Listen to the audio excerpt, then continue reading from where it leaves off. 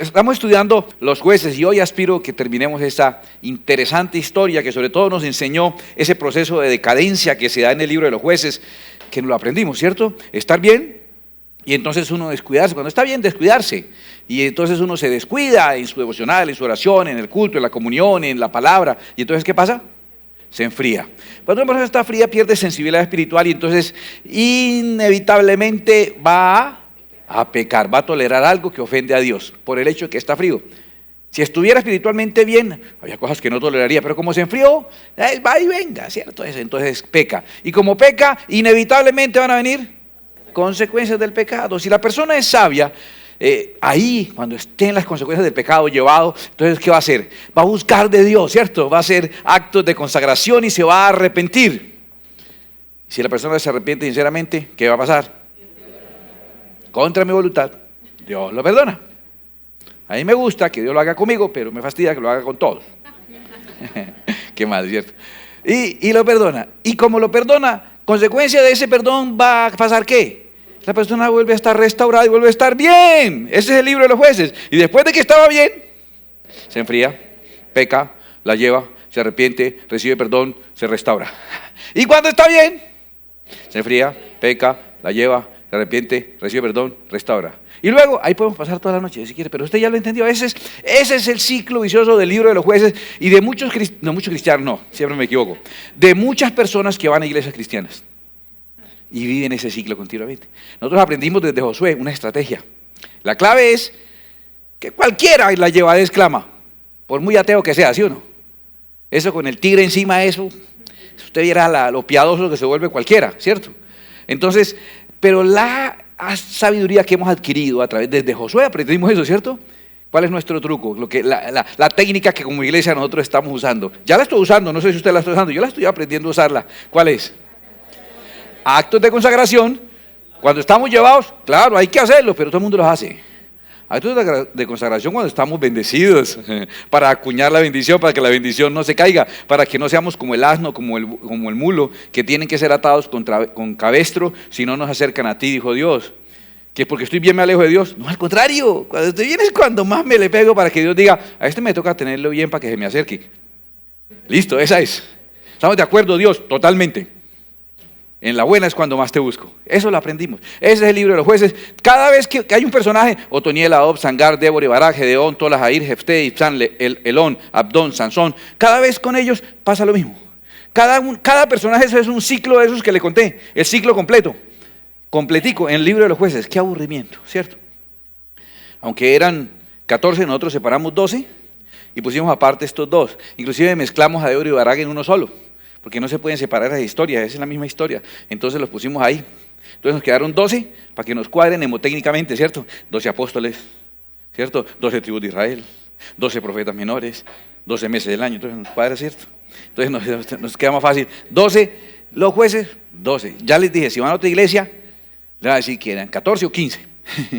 Pero nosotros aquí cuadramos 12, porque los últimos dos le dimos un estatus, aunque fueron jueces, eran diferentes. ¿Por qué? Porque pertenecían al sacerdocio de Aarón y vimos cómo venía. Y ya estudiamos Elí, la historia de Elí es impactante.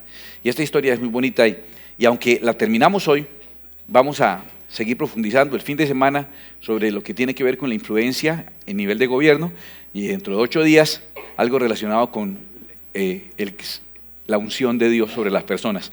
Y ahí vamos a tomar un ejemplo de Samuel, porque vale la pena mirarlo. Pero hoy vamos a revisar la parte como de la historia de Samuel, ¿correcto? Porque ahí quedó prometido, de la historia de Elí nos quedó prometido que iba a venir. ¿Te acuerdas que en 1 Samuel 2:35 dice, y yo me suscitaré un sacerdote fiel que haga conforme a mi corazón y a mi alma, y yo le edificaré casa firme y andará delante de mi ungido todos los días? Yo le dije, andará delante de mi ungido, no, delante de mi ungido, o sea, va a haber alguien ungido de manera especial y este hombre elegido va a estar delante de ese que fue ungido de manera especial. Ya sabemos quién es David, quién unge, pero hagámonos los que no sabemos. ¿Quién será? Sí, para que tenga gracia. Entonces, está prometido que vendría ese profeta fiel conforme al corazón y el alma, ¿no? El profeta es elegido, el siervo es elegido conforme al corazón y su alma para andar delante de un ungido que también ya sabemos es conforme al corazón de Dios. Estamos anticipándonos. Bueno, miremos sobre ese sacerdote, ya supimos. ¿Recuerdan que la señora no podía tener hijos? ¿Cómo se llamaba ella? El esposo, ¿Qué problema tenían ahí en la casa? Que tenía dos, por andar buscando una se le presentaron dos. Y él entonces tenía otra que se llamaba Penina. Pinina era de otro, de uno. Pero Penina, ¿te acuerdas? No, Penina era la otra. ¿Y Penina qué pasaba? Ella sí tenía muchos hijos, en cambio Ana no tenía. ¿Y cómo era el Cana? Tipo bien, ¿cierto? Cualquier tipo hubiera dejado a esa esposa si no tenía derecho a devolver a los papás por el hecho de que no daba hijos. Y ella dijo, no, es que una mujer no es solo para tener hijos. Una mujer también es mi compañía, también es mi compañera, y la amaba y le decía, yo soy mejor que 10 hijos. En cambio ella decía, ¿cómo me le ocurre? ¿Sí me entiende? Pero él sí, la amaba y estaba con ella. Era piadoso, iba cada año hasta Jerusalén, vivía en Ramá, iba hasta Jerusalén. Y ofrecía sacrificio y llevaba partes, inclusive a la esposa, a Ana, le daba una porción. Estuve de acuerdo con que si el niño nacía, fuera consagrado a Dios, y era hijo de él. Ana tomó las decisiones, ¿no? Pero era hijo de él también, ¿no? Entonces, que fuera consagrado a Dios, que lo llevara al templo. Era un hombre, a mí, yo le he dicho que es el Cana, a mí me cae seguramente bien, por lo que la Biblia lo describe de él. Entonces, el niño creció, y cuando lo destetaron, tuve problemas con esa palabra, cuando lo destetaron al hijo, porque yo decía lo detestaron, y detestaron es al esposo. Cuando lo destetaron al hijo, lo llevaron allá al sacerdote, y lo tuvieron allá y el sacerdote se encargó de enseñarlo y educarlo. Pero recuerda que el versículo de 1 Samuel 2:11 nos dice, y el Cana se volvió a su casa en Ramá. Todo eso lo sabíamos ya. Y mire lo que dice, y el niño, siendo un niño, ministraba a Jehová delante del sacerdote Elí. Y empieza los contrastes, este es un libro de puros contrastes. Luego nos dice, los hijos de Elí eran hombres impíos y no tenían conocimiento de Jehová. Luego viene la etapa en que nos pone y nos dice, nos enfatiza que este niño se portaba sumamente bien y ministraba a Dios, mientras que los hijos del sacerdote, unas porquerías, ¿sí? Servían ni para muertos porque se tragan las velas esos, nada malos, gente es un tropiezo, malos. Bueno, ahora, otro detalle más que vamos a ver en esa historia, 1 Samuel 2:18, ya no dice el niño. Ya no dice niño, mire cómo dice. El joven, 12 años arriba, según la escritura. Y el joven Samuel ministraba en la presencia de Jehová, vestido de un éfod de lino, de un traje sacerdotal de lino. ¿Ah? Y para la talla de él, ¿ya bien? ¿Seguro? ¿En tutúnica.com la pedía o qué? ¿Dónde conseguía él la ropa así especial? Dice, y le hacía a su madre una túnica pequeña, y se la traía cada año, cuando subía con su marido para ofrecer el sacrificio acostumbrado. O sea, es una familia con unos valores y con unas tradiciones cristianas muy hermosas, o cristianas no, por lo menos fieles, yavistas se llamarían para la época, porque era de fidelidad al Dios, a nuestro Dios Yahvé o Jehová. Y entonces él iba y cada año, ¿y qué aprovechaba la mamá? Le hacía la túnica, ¿sabe? Y el chino estrenaba, y entonces usted lo veía a él cada vez con su disfrazadito de pastor, disfrazadito ahí de sacerdote, con su mini traje de sacerdote ahí acompañado de Elí cada año. Qué bonito eso pasaba allí. Ahora, 1 Samuel 3:1, vuelve y nos dice del joven Samuel. Dice, y el joven Samuel ministraba a Jehová en presencia de Elí. Eso ya nos lo dijeron. No, nos dijeron el niño. O sea, está hablando de que es el niño muy juicioso, va a la iglesia, pero en la adolescencia, tráigalo. No, también juicioso, están buscando de Dios. Y la palabra de Jehová escaseaba en aquellos días. No había visión con frecuencia. Dios, ¿te acuerdas que hasta ahora en los libros que hemos leído, Dios se aparece y habla con todo el mundo y charla y con Moisés cara a cara y todas esas apariciones? Esta es una época en la que Dios más bien, ustedes verán, ¿cierto? ¿Por qué? ¿Por qué escaseaba la palabra de Dios? ¿Qué pasaría? Por esa decadencia, ¿cierto? Por esa vida decadente. ¿Sabe qué le falta a esa persona no cristiana? Esa persona que va a una iglesia cristiana y tiene ese ciclo de que está bien, se enfría, peca, la lleva, se arrepiente, lo perdona, se restaura, se enfría, peca. ¿Sabe? Le escasea a esa persona, ¿sabe qué? Palabra. Le falta es palabra, porque finalmente Dios ya deja hablar a una persona, porque cada vez que le habla es para más juicio. Dios, sabiendo que no va a obedecer, ¿para qué Dios le va a dar una orden? ¿Para más juicio? Si usted sabe que no va a obedecer, entonces usted más bien no da la orden. Entonces Dios como que se distanció y dijo, ¿se acuerda como lo hemos dicho? ¿Sabe qué? Cuando la señora está brava o la mamá está brava, uno, mire, ¿sabe qué? Mire, ya no más le dije. Hasta aquí. Mire, Oiga, ¿se saben ese versículo? Todas las señoras, ¿sí vieron que es pura voz femenina? Haga lo que se le dé la gana. Dios tiene un corazón como el de ustedes también. Llega el momento que dice, pues, después no venga a mí a decirme, ¿sí? Y uno sabe que sí va a venir a decirle, y que Dios lo va a perdonar, y que lo va a restaurar, y que la va a volver a embarrar, y que lo va a perdonar, y que lo va a restaurar, y que la va a volver a embarrar, y que lo va a volver a perdonar, y que lo va a volver a restaurar. Dios es una madre, ¿cierto? Es nuestro Padre, pero es corazón que tiene, perdonador y amoroso. No había palabra. Sin embargo, en una época donde Dios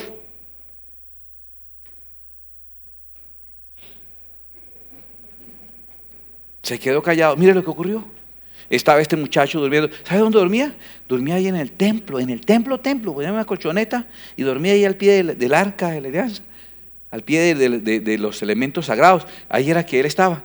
Y una noche estaba él ahí tranquilo cuando de pronto, inesperadamente, oye que Samuel. Claro, él se paró. No solamente vivía ahí, pues Elí, los dos hijos que vivían aparte y él. Entonces se paró y le dije, se fue hasta donde el cuarto donde estaba el sacerdote, le dijo, sí señor. Y Elí llegó y se despertó. Señor, ¿qué? No, que usted me llamó. No, yo no llamé nada, usted está soñando, vaya acuéstese, dé la paz, hola. El pelado fue y se acostó otra vez y estaba acostado tranquilo. No, volvió a dormir cuando de pronto otra vez, Samuel. Y entonces él se paró otra vez, ahora sí fue. Sí, señor, dígame. El sacerdote le dijo, pero entonces, por fin, se le encendió la lámpara. Digo, ¿usted ha oído una voz? Sí, una voz muy fuerte que me llama por mi nombre. Entonces él dijo, ¿será que Dios le está hablando a este muchacho? Dijo, bueno, la próxima vez que oiga la voz, que oiga que lo llaman, usted responda y dígale, habla Señor, porque tu siervo escucha, por si es Dios que le está hablando. Así fue, él se fue otra vez a acostar, Elí también trató de acostarse, y otra vez, Samuel, pero esta vez ya sabía.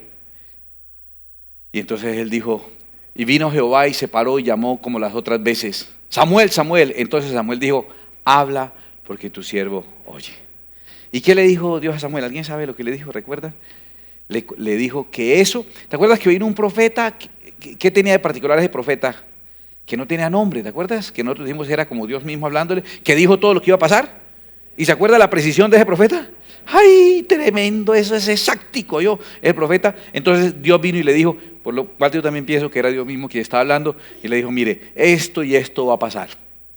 Esta historia la saben ya, que lo que iba a pasar, y terminaba diciendo, y para confirmar esto, le voy a decir, en un mismo día van a morir sus dos hijos, le dijo al sacerdote. Elí, usted no los ha corregido, ellos son unos sinvergüenza, usted no los ha estorbado, entonces la va a llevar, y le advirtió, y ahora Samuel sabía esa profecía, que vendría un castigo fuerte sobre los hijos. Al otro día, Elí le dijo, venga, y fue que Dios le habló. ¿Qué le dijo? Samuel tenía miedo de decirle, entonces le dijo, si no me cuenta, eso que le dijo, le va a pasar eso a usted, y le va a añadir más. Entonces el Dios, no, venga, le cuento. Es que hacía las buenas uno. Le dijo, mire, que usted esto, porque sus hijos esto, y le contó. ¿Sabes qué dijo Elí? Que un sacerdote que conoce el corazón debió haberse botado de cabeza a clamar misericordia, ¿cierto que sí? ¿Sabe qué dijo? Pues Dios es Dios, Él verá qué hace. Qué joyita, Él verá qué hace. ¿Y qué hizo? Pues hizo lo que sabemos. Entonces se declaró la guerra, ¿se acuerda? Se vinieron Ofni. ¿Por qué Samuel no fue aquí con el arca? Era joven, él no tenía todavía el estatus para llevar el arca. Entonces Ofni y Fines la llevaron y fueron a la batalla y pasó todo lo que pasó. ¿Murieron cuántos? Primero habían muerto 4,000, pero al siguiente día ¿cuántos murieron? 30,000, y huyeron delante de sus enemigos, y murieron Ofni y Fines, y se robaron el arca. Y cuando le contaron a Elí todo lo que ha pasado, se fue para atrás y se esnucó. Se murió el sacerdote, y cuando se esnucó el sacerdote, la nuera, la esposa de Ofni, se le vino el chino y le puso de nombre al pelado y Cabot.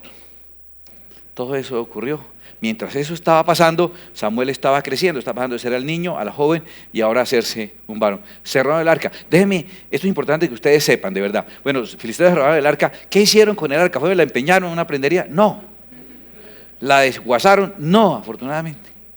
cogieron ellos el triunfo más grande que hubieran tenido en toda su existencia, los filisteos esos, agarraron el arca y se fueron al templo de su dios Dagón, ese dios que tenía como cuerpo de pescado y el resto así como humano, o sea, un sireno. El dios de ella era un sireno, el sireno ese, allá, el dios de ellos, el dios Dagón, y pusieron delante de su dios como una ofrenda, le dijeron, mire, ahí perdone el detallito que le traemos. El cofre, el arca de la alianza, donde está la presencia del Dios de los hebreos, ahí le traemos de regalo, y se fueron orgullosos. Jamás le habíamos traído a nuestro Dios tremendo regalo. Al otro día vinieron, y estaba el arca de la alianza, y estaba el Dios que tenía la imagen así, estaba así, tirado en el piso, inclinado, adorando el arca. Ay, no, hombre, ¿cómo le ocurre? Pues lo pararon, dijeron, ay, no, vuelva como esto. Ay, ¿qué tal? ¿Qué hicimos nosotros? Y se fueron. Volvió al otro día, y otra vez el Dios estaba reconociendo al Dios de los dioses, al único y verdadero Dios, y esta vez cayó tan duro que se le partió la cabeza y los bracitos, las manitos. Y cuando ya le partió la cabeza y las manos, entonces ya no lo paremos más, ya se dañó. Pero entonces dijeron, no, esto no se le puede traer aquí, este Dios está muy fuerte. Ahora, aparte de eso, a todo el pueblo le empezaron a salir tumores en todo el cuerpo, y la ciudad empezó a llenarse de ratas. Parece que había una relación entre eso, como las ratas y las pulgas con la peste bubónica por allá del siglo XIV. Más de 60 millones de personas murieron en Europa, Asia y África. 60 millones de personas por esa peste horrible que se llamó la peste negra. Decían que era tal vez las pulgas o las pulgas que habían en las ratas. Aquí también había una relación con ese tipo de peste, porque murieron, la mayoría de la gente se moría y todos enfermos, y habían ratas también, y todo el mundo con esos tumores. Entonces ellos, en semejante lío que estaban ahora con eso, eran los de esa región que se llamaba Asdod, esa ciudad, dijeron, no, regalémoslo a los de Gad. A los de Gad, mire ustedes, ¿acuerdan que nosotros ganamos el trofeo? Mire, ahí le mandamos para que vea que los queremos, que los tenemos en cuenta. Ahí está. Usted sabe. Y le mandaron el regalito.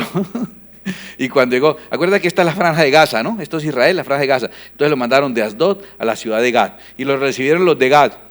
Y al poquito, todos con tumores, todo el mundo enfermo, y la ciudad llena de ratas también. Y entonces los de Gad dijeron, no. A los de Cron llamaron al alcalde de Cron, le tenemos un detalle. Acuerda que yo me preocupé, ¿usted no se preocupó cuando se robaron el arca? No se preocupa, pero yo le digo una cosa, relájese, Dios sabe cuidarse. Antes, lo que aprendió Josué, no, antes que Él nos cuida a nosotros, ¿sí o no? Él es el que tiene todo el poder. Y entonces los de Cron ya sabían el chisme. No, señor, muchas gracias, muy amable, deje así. No, nosotros no tenemos para dónde poner ese regalito, ese detalle. Y entonces hice una reunión y se reunieron todos los 5 príncipes de los filisteos. Dijeron, no, esto es un problema de nada. ¿Sabes cuánto? Llevaban 7 meses de tener el arca ahí. Y donde le iban poniendo tumores, muertos y ratas por todas partes. Entonces ellos trajeron a sus brujos y a sus adivinos y le dijeron, venga, resuélvanos este lío. ¿Qué hacemos ahora con eso? Nosotros fuimos, nos robamos eso. Mira ahora cómo está la situación, ya hasta nuestro Dios. Dijo, este Dios ha sido muy duro contra nosotros y contra nuestros dioses. Está diciendo, pobrecitos nuestros diosesitos.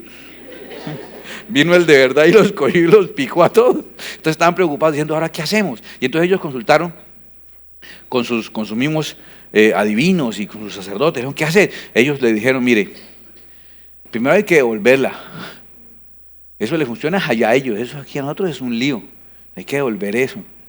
Ahora, hay que devolverla con una ofrenda, con una indemnización. Si no, no va a haber salud. Bueno, ¿y cómo es la indemnización? Cada príncipe va a ser un tumor de oro y un ratón de oro. Y lo van a meter en una caja por cada príncipe que ha sido afectado, lo meten en la caja y lo ponen allí y la devolvemos con esa indemnización. Si no hay esa expiación, si no hay esa indemnización, lo vamos aquí hasta que nos muramos todos. Dijeron, no, pues hagamos el tumor ese de oro. Hicieron el tumor de oro, el ratón de oro, y lo pusieron y le dijeron al sacerdote, bueno, listo, tenemos a todos los tumores de oro y todos los ratones de oro. Ahora, ¿qué hacemos con eso? Dijo, cogen una caja. Dijo, busquen unas vacas jóvenes y hagan un carruaje nuevo. Y hagan lo siguiente, vacas que estén paridas. Y cojan los terneritos y los encierran en el establo. ¿Qué va a pasar si a una vaca usted le coge el ternerito y se lo lleva para allá? ¿Qué hace la vaca? ¿Se va para donde está el ternerito o no? Se va, obligatoriamente. Tiene que irse. Y nos pasó con la yegua, ¿cierto? Estábamos dando un paseo muy delicioso con Jefferson y Ángela por allá, cabalgando en un río, y el potrico de una de ellas se quedó, y cuando nos descuidamos, la yegua en la que iba, creo que mi hija fue, se devolvió para allá, eso no hay manera, una mamá. Y eso no había manera de devolverla, pues eso era lo que tenía que pasar, que las vacas se fueran para donde los terneros. Entonces los sacerdotes dijeron, y si a pesar de que están los terneros allá, y esas dos vacas que están arrastrando ese carruaje, cogen para otro lado y se van para Israel, esa es una señal de que definitivamente es de Dios, del Dios mismo es el que nos está haciendo el daño, que está dirigiendo las cosas. Ellos dijeron, no, imagino, lleno de tumores, todo el mundo lleno de ratas. Pues, hicieron toda la ofrenda, cogieron el carruaje con las vacas, pusieron los terneros y las soltaron. Y las vacas, hermano, bramando así con desespero cuando se le pierde un hijo, pero caminando derecho hacia Bet-Semes, derechito hacia la frontera con Israel, derechito esos animales. Y ellos se libraron. Uno cree que las cosas de Dios son de bendición. Son para bendición para los que son de Dios. Las cosas de Dios no son de bendición para los que no son de Dios. Olvídese. No son de bendición para los que no andan conforme a la voluntad del Señor. Y entonces llegaron a ese lugar que se llama Bet-Semes. Los de Bet-Semes estaban arando y todo. Cuando ven que le llega un carruaje ahí con unas vacas y tenía el arca de la alianza, ellos se emocionaron todo. En una piedra grande que había, cogieron el carruaje, lo picaron y las mismas vacas las ofrecieron en holocausto a Dios. Pero la embarraron. Se emocionaron, fueron y cogieron el arca con sus manos. ¿Podían? Ponle cuidado lo que hicieron. Cogieron y destaparon el cofre donde estaban los tumores y las ratas de oro. Escuche esto. Destaparon el arca. Y cuando destaparon el arca, murieron del pueblo de Dios 50,070 hombres. Por necios. Si ellos conocieran la palabra de Dios, sabrían que no podía hacerse eso. El arca de Dios estaba como en modo destrucción, ¿cierto? Estaba como en modo combate. Y entonces no podía nadie ni arrimarse. Entonces, ¿qué hicieron después de que la tuvieron en Bet-Semes? Bueno, allá en los filisteos estuvo solamente 7 meses. No aguantaron más. A los 7 meses la devolvieron. Después estuvo, y los de Bet-Semes dijeron, no, tenemos que salir de ella. Y la llevaron a Kiriat Jearim, a otra población donde habían levitas. Porque ya entendieron, no, eso no la puede tocar cualquiera, ni se le puede hacer cualquiera. La llevaron a Kiriat Jearim, a la casa de un levita que se llamaba Abinadab. Y cogieron a uno de sus hijos. Mira esto tan curioso y tan bonito.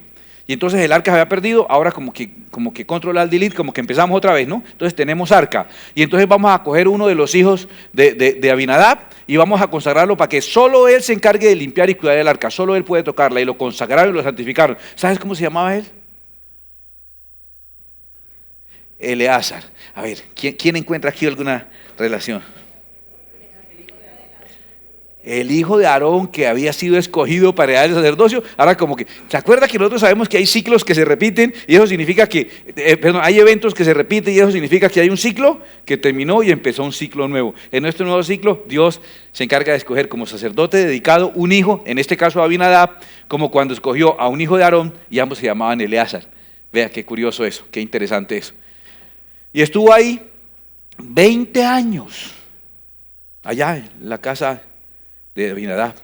Nadie se atrevía como a juntarse mucho con el arca, estaba la gente confusa y también estaba alejada de Dios. Mientras todo eso está pasando, hay no más 20 años, más, ya ha pasado el tiempo y resulta que ahorita ya Samuel ya no es ni un niño ni es un joven, ya es un adulto. Y reaparece por fin en la Biblia nuestro personaje de hoy. Reaparece en un lugar llamado Mizpa. A los 38 años de edad aparece Samuel ya como juez de Israel.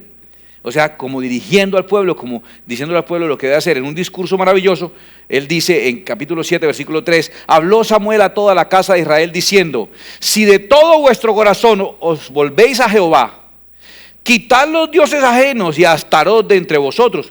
O sea, mira, Israel, que tenían ídolos, dioses de las otras naciones. Especialmente, ¿quién los contaminó con esos de otros dioses? Los gabaonitas. ¿Por qué los gabaonitas? Hicieron un pacto, se hicieron pasar por gente que venía de otro lado, hicieron un pacto con ellos. Y preparad vuestro corazón a Jehová, y solo a él servid, y os librará de la mano de los filisteos. Mire la autoridad que Dios le dio. Y, ¿sabes? Tiene una autoridad de vida, porque es que Samuel Era correcto en su manera de vivir. Entonces convocó al pueblo y les dijo, bueno, dejen de estar ustedes por allá haciendo esa idolatría y esas cosas. Eso es con Dios que tenemos que estar derechitos. No más, ustedes más con nada de ídolos. Vamos a servir a Dios, solamente a Dios. Y verá que Dios nos libra de los filisteos. Se reunió la gente, empezó a venir y a venir más gente, a venir más gente. Y esos cultos eran grandísimos ya, un montón de gente allá en Mizpa. Eso era tremenda congregación que se armó allá. Y cuando los filisteos, como Mizpa es alto, los filisteos vieron semejante montón de gente ahí agrupándose, los filisteos dijeron, nos van a armar un bonche. Y estando él hablando de eso, entonces vinieron los filisteos y atacaron a los de Israel. Ahora, pongan a pensar en Samuel. Mire, busquen de Dios, dejen a los ídolos y Dios nos va a librar de los de Israel. Y la gente le cree y viene. Y cuando vienen, los atacan los filisteos que él dijo que los iba a librar de los filisteos. Y justamente ahora los están atacando. Era como una prueba en la palabra que él está diciendo. Casi siempre pasará así, cuando uno emana una palabra, va a ser probado en esa palabra que él dijo. Y los filisteos vinieron y atacaron a ese grupo ahí en Mizpa. Y 1 Samuel 7:9. Y Samuel tomó un cordero de leche, o sea, bebé, y lo sacrificó entero en holocausto a Jehová. Y clamó Samuel a Jehová por Israel, y Jehová le oyó. ¿En qué tipo de situación está Samuel en ese momento? Él acaba de congregar la gente y de predicarles que Dios los va a librar de los filisteos. Y estando predicando que los va a librar de los filisteos, llega el ataque de los filisteos. ¿En qué situación está Samuel? ¿Cómo la ve usted? ¿Fácil o difícil, feliz, contento? Está en la dura. Está en la dura porque está siendo probado en lo que acaba de decir. ¿Qué sabía Samuel que hay que hacer cuando uno está en la dura? Actos de consagración. Trajo inmediatamente un cordero pequeño y lo sacrificó en holocausto. Hizo un altar. Qué tipo tan inteligente. Dijo, lo que nosotros tenemos que hacer aquí es un altar. Cuando uno está en la llevadez, cuando uno está en la dura, uno tiene que hacer un altar. Hizo un altar inmediatamente. Funcionó, dice que Dios lo oyó. Y aconteció que mientras Samuel sacrificaba el holocausto, los filisteos llegaron para pelear con los hijos de Israel. Escuche, mas Jehová tronó aquel día con gran estruendo sobre los filisteos. Sobre ellos nomás. Y los atemorizó. Y fueron vencidos delante de Israel. Y salieron los hijos de Israel de Mizpa, siguieron a los filisteos, hiriéndolos hasta abajo de Bet-car. Tomó luego Samuel una piedra y la puso entre Mizpa y Sen, y le puso por nombre Eben-Ezer, que significa roca de salvación, diciendo, hasta aquí nos ayudó Jehová. Una señal de que Dios nos bendijo. Mira, él dijo, nos va a librar Dios de los filisteos si somos fieles. Y estando en eso, atacan los filisteos como para contradecir lo que él está diciendo. Y entonces cuando los filisteos dijeron, los cogimos, los rodeamos, vinieron truenos encima de los filisteos. Y Dios acosándolos con truenos. Y los corretearon. Y entonces Israel se cumplió la palabra de Samuel. Fueron fieles a Dios y Dios los entregó en manos de sus adversarios y los echaron. Y cuando los echaron dijeron, mira, hasta aquí, de aquí no vuelven a pasar. Y pusieron esa piedra que se llama Ebenezer. Es una situación apremiante, ¿cierto? Y muy difícil. ¿Qué hace uno cuando está en la dura? Actos de consagración. Busca a Dios. Vamos a ver qué sigue contándonos. Así fueron sometidos los filisteos. ¡Ay, qué bueno! Y no volvieron más a entrar en el territorio de Israel. ¡Ay, gracias a Dios! Tan fastidiosos que son. Y la mano de Jehová estuvo contra los filisteos, como dijo Samuel, todos los días de Samuel, todos los días, 85 años vivió el tipo. Todo el tiempo tranquilos, desde los 38 años en adelante. Y fueron restituidas a los hijos de Israel las ciudades que los filisteos habían tomado a los israelitas. Mire, recuperaron los terrenos que habían perdido hacía tiempo por ese ciclo perverso. Desde Ecrón hasta Gad, e Israel libró su territorio de mano de los filisteos. Escucha esto, y hubo paz entre Israel y el amorreo. Y juzgó Samuel a Israel todo el tiempo que vivió. Durante 47 años, él juzgó de los 38 años hasta los 85. Y todos los años, mire, iba y daba vuelta a Betel, a Gilgal y a Mizpa. Y juzgaba a Israel en todos estos lugares. Era itinerante, no estaba en un solo lugar. Después volvía a Ramá, porque ahí estaba su casa. ¿Recuerdan? ¿Quién vivía allá? El Cana y la mamá. Entonces él se amañó ahí y volvió a la casa, qué bonito. Y allí juzgaba a Israel. Este cuadro, el anterior era difícil, ¿no? La situación era terrible. Esta situación, ¿cómo la ve? ¿Difícil? ¿Está en la buena? Está en la re buena. Y allí juzgaba a Israel, punto. ¿Qué seguirá ahí? ¿Qué seguirá ahí? ¿Cierto? Mire lo que sigue ahí. y edificó allí un altar. Ay, santidad, inteligencia. ¿Entiende? Santidad. Ay, ¿usted otra vez para la iglesia? ¿Usted sí es devoto? No, no soy devoto, soy astuto. Es muy distinto, se parece, pero soy muy astuto. ¿Pero por qué? ¿Le está pasando algo malo? ¿Por qué va para la iglesia? Porque uno va para la iglesia. ¿Por qué está ayunando? ¿Por qué está orando? No, porque me está yendo re bien. Hoy voy a consagrar al Señor un ayuno. Ay, ¿por qué? ¿Quién se le va a morir? No, para que no se me muera nadie. Ay, ¿por qué está ayunando y orando esta semana? ¿Por qué? Porque para que no vendan su empresa. No, para que Dios me dé para comprarla yo. En los momentos altos este hombre también sabía.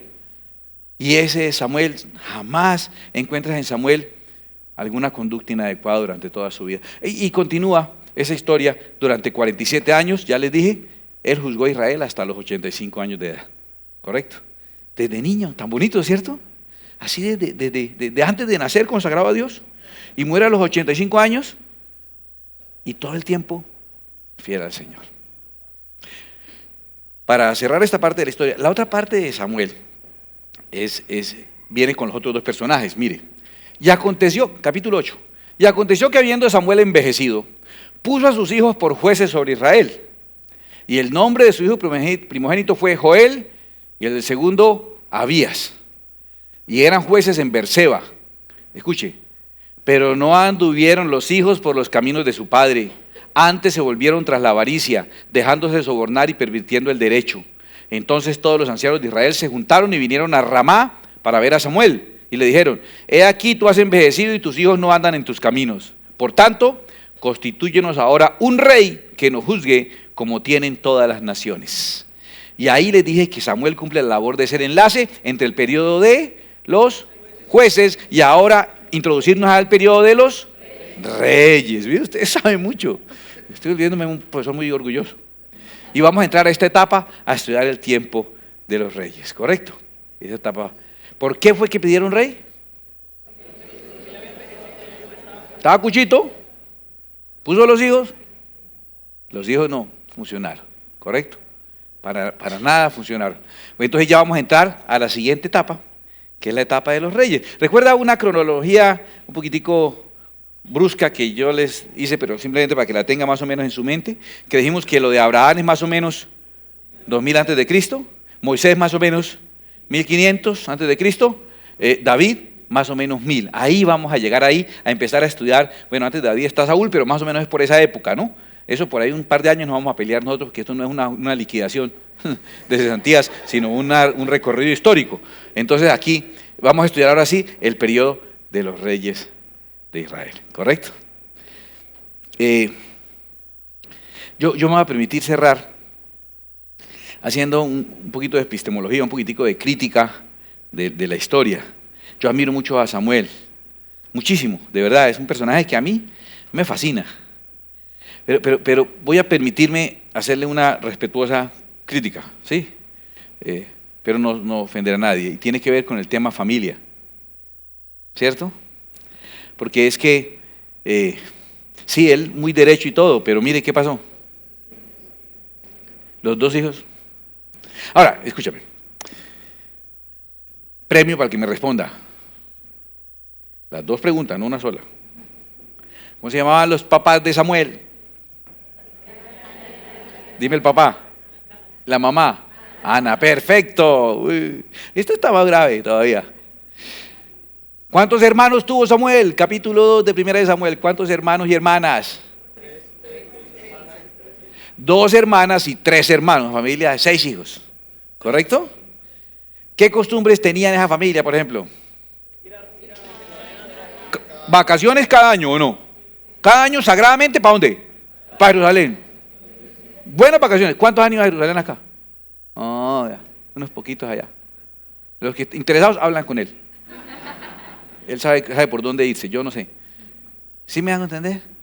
Buenas vacaciones, cada año. Y estaban pendientes y le llevaban el trajecito, ¿cierto? Y el papá a mí me parece que el Cana Un hombre consciente, quería a su esposa, no le daba hijos, pero la quería y, y trataba de consolarla y le tenía paciencia y amaba las cosas de Dios. Maravilloso. Cambiemos. Esta sí es la que va con premio. La esposa de Samuel. ¿Cómo que no se casó? Tuvo 2 hijos. Abel y Jodías. No, Abías y Joel, perdón. Abías y Joel. Se confunden los nombres. Abías y Joel. ¿Ya? La mamá. ¿Qué costumbres tenían? ¿Qué relación había entre ellos? ¿Qué situación le pasó a él? ¿Qué conflictos se daban? ¿Cómo era la vida de ese hogar? No había como mucho hogar, parece, ¿cierto? Parece que todo era iglesia. Parece que todo era iglesia, ¿cierto? Parece que para Samuel todo era iglesia. Porque la esposa ni la menciona. No sabemos qué costumbres tenían, qué conflictos, de los otros sabemos hasta los conflictos, no sabemos qué conflictos habían ahí. Ahora, el hogar de Samuel terminó pareciéndose más al de sus papás, papá, mamá, 3 hermanos, 2 hermanas, o terminó pareciéndose a ¿cuál? Al de Elí. ¿Se da cuenta que igualito? ¿Cuántos? 2 hijos, igual que Elí. ¿Qué clase de hijos? Igualitos. Los de Elí. Tremendo. ¿Por qué historia termina tan triste? ¿Por qué termina mal? Les voy a advertir una cosa. Tristemente es algo que ocurre en las familias ministeriales. El aguijón para las personas que sirven en el altar, generalmente, son sus hijos. Y hay que orar, por favor. Y no sobra una oración del pueblo en favor de los hijos de sus pastores. Yo de verdad les ruego en el nombre del Señor y les agradezco tanto que si hay que pagar me avisan y yo les consigno. Tan bellos. Pero les voy a pedir por favor, oren por mis hijas cuando puedan, las hijas del pastor. Laura y Daniela, Laura Natalia y Luz Daniela. Laura y Daniel, acuérdate de orar por los hijos de la pastora. Juan y Pablo. Señor, guárdalos, Padre, porque necesitamos que ustedes nos ayuden y clamen al Señor para que no vayan a ser un tropiezo, sino que sean prolongadores del ministerio del Señor, más bien, ¿vale? Y la relación de pareja, todos los que estamos en el Señor, no todo es iglesia. Hay que sacar ese tiempo. Anoche mis amigos de Caballeros me hicieron una celebración conmovedora, hermosísima, una serenata. Me hicieron hasta llorar, una torta deliciosa. Una celebración bien bonita y el pastor Mario dio una palabra sobre Débora y Barak y él decía, hace falta el Barak, el general, el guerrero, pero hace falta la profetisa Débora. Y si están los dos, ¿por qué no ir los dos? ¿Cierto? ¿Por qué no ir los dos? Y entonces Barak dijo, si tú vas conmigo, yo iré. Y él decía, así debe ser uno con la esposa. En cada esposa hay una profetisa. Dios le ha dado a la mujer una sensibilidad especial. Desde Génesis 3, al hombre lo encargó de la tierra. A la mujer le encargó de su lucha contra el diablo, contra la serpiente, contra lo espiritual. Ellas tienen más sensibilidad espiritual y nosotros más sensibilidad terrenal. Entonces, si somos los dos, ¿por qué no involucrar a los dos? ¿Por qué no ir a Jerusalén con Ana y darle su porción? ¿Por qué no entender su lucha? ¿Por qué no tratar de consolarla así sea diciendo, no soy yo mejor que Dios, 10 hijos? Pobrecito, él no se le ocurría qué más decir. Pero trataba de consolarla. ¿Por qué no ir los dos? Si los tiene, ¿por qué no ir los dos? ¿Por qué no involucrarla? Entonces, ¿para qué se casó con ella? ¿Para ni siquiera mencionarla en su biografía? Perdóneme, me decepciona Samuel. Ahora, ¿sabes qué fue lo que pasó? Él se formó viendo ¿cuál modelo? El de Elí. ¿Sabe finalmente quién fue el que la embarró? ¿O quiénes la embarraron? Bueno, Ana y Elcana. Ir a llevar el hijo y entregarlo en kits y decir, bueno, ahí está. Entonces verán, me lo devuelven cuando me lo arreglen. ¿Se acuerdan la enseñanza que nos dio Jefferson acá? Va y lo entregan, ahí me lo entregan. Y si no, pues no me lo devuelvo, voy a quedarse con él. Yo vengo en diciembre. Me dice cuánto calza y le traigo unos zapatos. Y si uno tiene esposa, ¿no es para vivir con ella? Y si ese negocio que haces triunfa, adivine quién le va a ayudar a gastar. Ella tiene una creatividad, algo se inventará. A usted no se le ocurre qué hacer con la plata, a ella se le ocurre. Y si les va mal, adivine quiénes van llevados los dos. A quienes les toca pasar hambre y dificultad, a quienes les toca irse a arrimar a vivir en algún lado. Y usted se acostará con poquita comida. Ella se las ingenia para que los hijos coman y usted coma alguito y se acuesta sin comer, es ella. Y entonces si en la mala, si las consecuencias de este negocio las va a absorber ella conmigo, entonces ¿quién debe participar de esa información de negocio? Ella también. Si va a participar de los resultados buenos o malos, ¿no debe participar de los proyectos? ¿No debe? Entonces, ¿para qué se casa uno? Para que ni siquiera la mencionen en la biografía de uno. Uno no se casa para que deje de ser una persona y que uno figure con ella y que lo vean en todas partes y disfrutarla. Para eso usted la escogió, para eso ella se dejó escoger, para que la disfrute. Y entonces, ¿para qué tienen hijos? Para ver que los profesores del colegio me los crían entre semana y en la iglesia el fin de semana. Y los abuelitos en los ratos libres. Y a mí me dicen cuánto hay que girar. Sí, así, para eso es que quiero tener hijos. Eso termina mal. Por muy espiritual que seas, por muy revelado que seas, se tiene una familia para vivir la experiencia de tener una familia.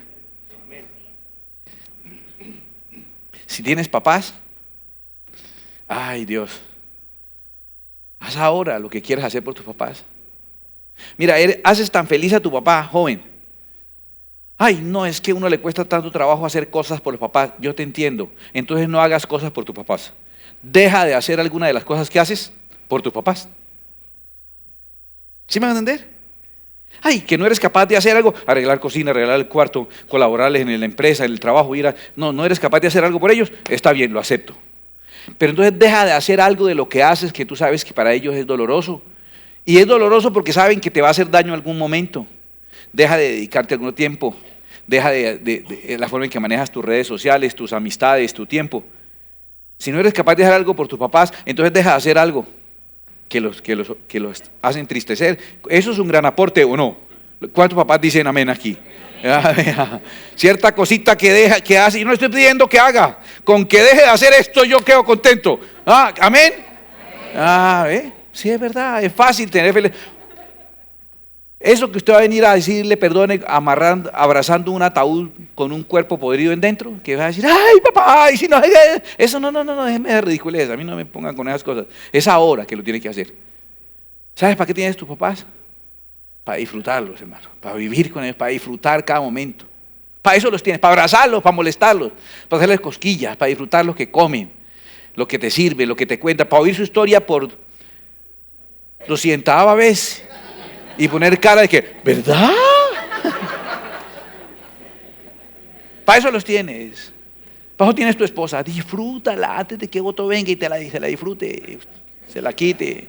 ¿Tiene un esposo? Disfrútelo, cuídelo. Usted que no le encuentra tantos defectos, yo le he dicho, déjelo en la esquina por ahí tiradito, déjelo. Verá que a alguna le queda bueno. Pasa alguna, se lo mide y le sirvió. Como los sofás viejos que botan los gringos, ¿no? Lo dejan ahí y pasa alguien y a otro le sirvió. Ese que a ellos no les servía, a otro le sirve. Entonces, ¿por qué no lo disfrutas ahora? ¿Tienes hijos? Disfruta los hijos ahora. ¿Tienes un hermano, una hermana? Disfrútalo. No sabes cuándo lo vas a perder. Cuando Dios crea estos espacios y esos núcleos es para que lo vivamos. La iglesia no puede ser un reemplazo de la vivencia de la familia. La iglesia nos ayuda a que tengamos un buen disfrute de nuestra vida familiar. No lo reemplaza. No lo reemplaza. Tal vez no puedes ir cada año a Jerusalén. Entiendo. ¿Cierto? Pero a la mesa de los santos tal vez sí, yo creo que. Una vez al año, un camping o algo, a la represa, alguna cosa, allá ahora. Al Santísimo no, que va a ir usted por allá, esa cosa, el carísimo ese. No. A Río Negro, alguna cosa. Hay tiempo, ¿cierto? Inevitablemente van a quedar cosas por vivir cuando ya no tengas esas personas. Inevitablemente, eso no hay manera de evitar. Pero por lo menos que hayas hecho un buen intento, te lo ruego. Termina eso siendo lo que más evangeliza y salva a las familias. Cuando la gente empieza a reemplazar sus espacios de familia por iglesia y todo se vuelve iglesia, yo se lo digo por experiencia, porque he visto miles de casos de familias muy consagradas, verlas muy destruidas. Tú no vas a cometer ese error, ¿cierto? Tú no vas a cometer ese error. Vamos a disfrutar las personas que Dios nos ha dado, nos pertenecen, son nuestros niños. Disfrútalos, disfrútalos. Juega con ellos, sí, son intensos. A uno le parece que, ¿yo qué hago? Sí, no se cansan, Dios mío. Padre, ¿dónde se apaga esto? ¿Dónde se apaga? Eso no hay manera. Ahora son terribles, ¿sí? Ahora son tremendos, en serio, yo digo, impresionante. Pero pasa tan rápido. Llega el momento que tú sientes que sentaste a tu hija en la mecedora y cada vez que volvía tenía 2 años más. Y se van. Y anhelarás tenerlas, y anhelarás sentir esas manitas pequeñas que agarran un solo dedo tuyo y sientes que te aprietan duro, como que nunca te quieren soltar. Y si tienes hijos grandes, disfruta el momento que están viviendo como hijos grandes, por sus sueños, por sus planes. Y si no tienes hijos, pues tienes una pareja. Disfruta tu pareja, haz como el Cana. La única razón para amarnos no es los hijos. Yo puedo ser mejor que 10 hijos. Consiéntame y verá. Eso no lo dice él, pero yo lo puse ahí.